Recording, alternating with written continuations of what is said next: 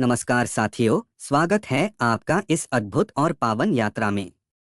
रामायण के चतुर्थ अध्याय किष्किंधा कांड में आज हम जानेंगे वो कालखंड जब प्रभु श्री राम अपनी पत्नी सीता माता की खोज में भाई लक्ष्मण के साथ दंडकारण्य में भटक रहे थे। जब एक वानरराज से हुई मित्रता, एक महाबली से मिला साथ और शुरू हुई हनुमान की महान उड़ान की तैयारी। इस वीडियो में हम विस्तार से चर्चा करेंगे श्री राम की शबरी से भेंट, हनुमान और राम का प्रथम मिलन, राम सुग्रीव की मैत्री और बाली वध, सुग्रीव का राज्याभिषेक, सीता की खोज में वानरों का प्रस्थान और हनुमान का लंका जाने का संकल्प। इस पूरी कथा को हमने बहुत ही सरल भाषा में, भावनात्मक शैली में और पूरी घटनाओं के क्रम में आपके सामने प्रस्तुत किया है, ताकि आप इसे न सिर्फ सुने बल्कि अनुभव करें। तो चलिए बिना किसी देरी के प्रवेश करते हैं किष्किंधा कांड की इस दिव्य गाथा में। राम लक्ष्मण का वन विहार और सीता की खोज की शुरुआत। वन की घनी छाया थी, पेड़ों से छनती हुई धूप राम और लक्ष्मण के चेहरे को छू रही थी। प्रभु श्री राम का मन व्याकुल था, क्योंकि उनकी प्रिय पत्नी सीता का अपहरण हो चुका था। रावण की माया और छल से सीता को हर लिया गया था। अब वन वन भटकते हुए राम और लक्ष्मण सीता की खोज में निकल पड़े थे। उनके चेहरे पर चिंता की रेखाएं थीं, लेकिन नेत्रों में दृढ़ निश्चय की चमक। राम को न भूख लगती थी न प्यास, केवल एक ही धुन थी, सीता कहाँ है। लक्ष्मण अपने अग्रज के साथ हर क्षण खड़े थे। उनका कर्तव्य, उनका धर्म अपने भाई का साथ निभाना था। दोनों भाई पर्वतों, जंगलों और नदियों को पार करते हुए चलते जा रहे थे। शबरी का दर्शन और प्रेमपूर्ण भेंट। चलते चलते वे मातंग ऋषि की तपोभूमि पर पहुंचे, जहां शबरी नाम की भक्तिन प्रभु राम की प्रतीक्षा कर रही थी। वर्षों से वो प्रभु के दर्शन की आस में जूठे बेर संजोए बैठी थी। जैसे ही राम वहां पहुंचे, शबरी ने चरणों में गिरकर कहा, प्रभु, कितने युग बीत गए, पर आज मेरी आंखों ने आपको देख लिया। राम ने प्रेमपूर्वक शबरी के जूठे बेर खाए और कहा, भक्ति में भेद नहीं होता, प्रेम सबसे बड़ा होता है। शबरी ने राम को दिशा दिखाई, प्रभु, आगे पंपा सरोवर है। वहां ऋष्यमुख पर्वत पर एक वानरराज रहते हैं, सुग्रीव। वह आपकी सहायता कर सकते हैं। राम और लक्ष्मण पंपा सरोवर की ओर चल पड़े।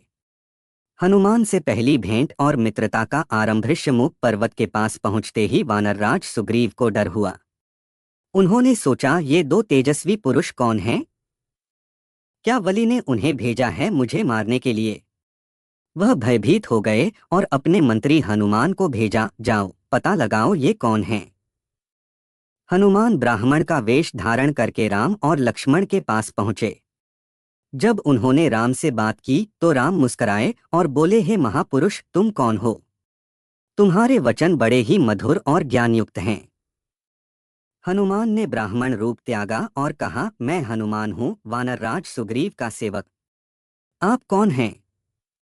जब राम ने अपनी कथा सुनाई तो हनुमान भावविभोर हो गए। उन्होंने राम और लक्ष्मण को कंधे पर बैठाकर सुग्रीव के पास ले गए। उस समय पहली बार श्री राम और हनुमान का मिलन हुआ, एक ऐसा मिलन जो युगों तक उदाहरण बना। राम सुग्रीव मित्रता और बाली वध की प्रतिज्ञा। सुग्रीव ने राम से अपनी पीड़ा साझा की, हे प्रभु, मेरे भाई बाली ने मुझे राज्य से निकाल दिया, मेरी पत्नी तक छीन ली। मैं अत्यंत दुखी हूँ। राम ने कहा, हे मित्र, मैं तुम्हारा दुख दूर करूंगा। दोनों ने अग्नि को साक्षी मानकर मित्रता का संकल्प लिया। राम बोले, तुम मेरी सीता की खोज में मदद करोगे और मैं तुम्हारा राज्य वापस दिलाऊंगा। राम ने सुग्रीव से कहा, बाली को युद्ध में ललकारो और मैं उसे मार दूंगा। बाली सुग्रीव युद्ध और बाली वध। सुग्रीव ने राम के कहे अनुसार बाली को युद्ध के लिए ललकारा। दोनों भाइयों के बीच घमासान युद्ध छिड़ गया। बलि अत्यंत बलवान था और सुग्रीव को दबाने लगा। राम ने तीर चलाया और बाली को घायल कर दिया। बाली गिर पड़ा। मरणासन बाली ने राम से कहा, हे राम, तुमने मुझे क्यों मारा? मैं तो तुम्हारा अपराधी नहीं था। राम ने उत्तर दिया, बाली, तुमने धर्म का उल्लंघन किया। अपने ही भाई की पत्नी को छीनकर अधर्म का कार्य किया। मैं न्याय के लिए आया हूं। बाली ने अपने पुत्र अंगद को राम के संरक्षण में सौंप दिया और प्राण त्याग दिए। सुग्रीव का राज्याभिषेक और राम की प्रतीक्षा बाली के वध के बाद पूरा किष्किंधा नगरी हर्षोल्लास से भर गई। वानरराज सुग्रीव ने वर्षों बाद अपना खोया हुआ सम्मान पाया। प्रभु श्री राम की कृपा से उन्हें पुनः किष्किंधा का राजा घोषित किया गया।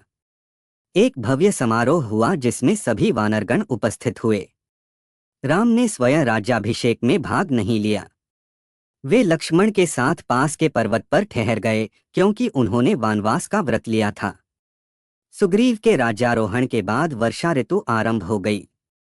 4 महीने की बरसात और राम की व्यथा। अब वर्षा का समय था, नदियां उफान पर थीं, आकाश मेघों से भर गया था। राम और लक्ष्मण गुफा में रुके रहे, लेकिन राम का मन उदास था। सीता की यादें उन्हें व्याकुल कर रही थीं। वे प्रकृति को देखकर सीता को याद करते। सीते, क्या तुम भी इस वर्षा को देखकर मेरी तरह रो रही हो? राम की आंखों में आंसू थे। लक्ष्मण उन्हें धैर्य बंधाते, लेकिन राम का मन उदासी से भरा हुआ था। लक्ष्मण का क्रोध और सुग्रीव को चेतावनी। वर्षा समाप्त हो गई, पर सुग्रीव ने अब तक कोई उपाय नहीं किया सीता की खोज का। वह राज्य सुख में मग्न हो गया था और रंभा सुंदरियों के साथ मदिरा मंथन में समय बिता रहा था। राम ने लक्ष्मण से कहा, सुग्रीव ने वचन दिया था, पर अब वह भूल गया। लक्ष्मण ने क्रोध में किष्किंधा किले की ओर प्रस्थान किया। उनका तेज ऐसा था कि सब वानर भयभीत हो गए। हनुमान ने स्थिति संभाली और तर्कपूर्वक लक्ष्मण को शांत किया।